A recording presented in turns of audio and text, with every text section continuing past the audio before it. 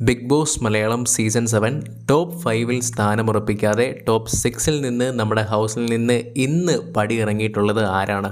സത്യം പറഞ്ഞാൽ ഈ ഒരു ഗ്രാൻഡ് ഫിനാലെ വീക്ക് എന്ന് പറയുന്നത് ഏറ്റവും അധികം തന്നെ ആളുകൾ ഉറ്റുനോക്കുന്ന ഒരു വീക്കാണ്. അതായത് ഏറ്റവും കൂടുതൽ ഹൗസിലുള്ള കണ്ടസ്റ്റൻസിന് വോട്ട് കിട്ടാൻ വേണ്ടിയുള്ള ഒരു വലിയ യുദ്ധം നടക്കുന്ന ഒരു വീക്ക് എന്ന് പറയുന്നത് ഈ ഒരു ഗ്രാൻഡ് ഫിനാലെ വീക്കാണ്. അതേപോലെ തന്നെ ഏറ്റവും കൂടുതൽ ആൾക്കാർ, ഏറ്റവും കൂടുതൽ വ്യൂവർഷിപ്പ് വരുന്നത്, ഏറ്റവും അധികം തന്നെ ആൾക്കാർ ഉറ്റുനോക്കുന്ന വീക്ക് ഇതും കൂടിയാണ്. അതുകൊണ്ട് തന്നെ കണ്ടസ്റ്റൻസിൻ്റെ ഗെയിം 100 ദിവസവും നോക്കുക തന്നെ ചെയ്യുമെന്നുള്ള കാര്യത്തിൽ യാതൊരു തർക്കവും ഇല്ല.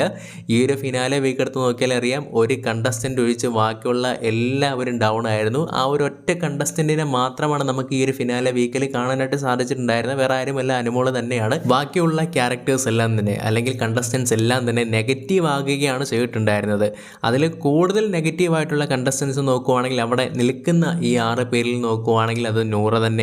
അതുകൊണ്ട് തന്നെ നൂറയുടെ വോട്ടിനെ കാര്യമായ രീതിയിൽ ബാധിക്കുമോ എന്നുള്ള കാര്യത്തിൽ സംശയമൊന്നുമില്ല. അതേപോലെ തന്നെ നെവിനും ഒരു വലിയ പേടിയുണ്ട്. 2 പേർക്കും ടോപ്പ് 5-ൽ വരണമെന്ന് അതിയായ ആഗ്രഹമുള്ള വ്യക്തികളാണ്. അവർക്ക് വിന്നറാകണമെന്നുള്ള ആഗ്രഹമൊന്നുമല്ല, ടോപ്പ് 5-ൽ വരിക എന്ന് പറയുന്നത് തന്നെ അവരുടെ ഒരു ലെവലിനെ നെക്സ്റ്റ് സ്റ്റെപ്പിലേക്ക് കൊണ്ടുപോകാൻ ആഗ്രഹിക്കുന്ന ഒരു വ്യക്തികൾ തന്നെയാണ്. അതുകൊണ്ട് തന്നെ ഇവരിൽ നിന്ന് ആര് പുറത്താകും എന്നുള്ളതാണ് ഒരു വലിയ ചോദ്യചിഹ്നം എന്ന് പറയുന്നത്. കൂടുതലും പോകാൻ സാധ്യതയുള്ളതായിട്ട് കാണുന്നത് നെവിനുമുണ്ട്, അതേപോലെ തന്നെ നൂറയുമുണ്ട്. ഒരു പസിൽ ടാസ്ക് ആണ്, അതിനകത്ത് കൃത്യമായ രീതിയിൽ പസിൽ വെക്കാൻ സാധിക്കാത്തൊരു കണ്ടസ്റ്റൻ്റ് ആയിരിക്കും പുറത്താകുന്നത്. എന്തായാലും ഇത്രയും പേരിൽ നിന്ന് നിങ്ങൾ ഏറ്റവും അധികം തന്നെ പുറത്താകാൻ ആഗ്രഹിക്കുന്ന കണ്ടസ്റ്റൻറ്റിൻ്റെ പേര് എന്ത് തന്നെയാണെങ്കിലും കമൻറ്റിലൂടെ രേഖപ്പെടുത്തും.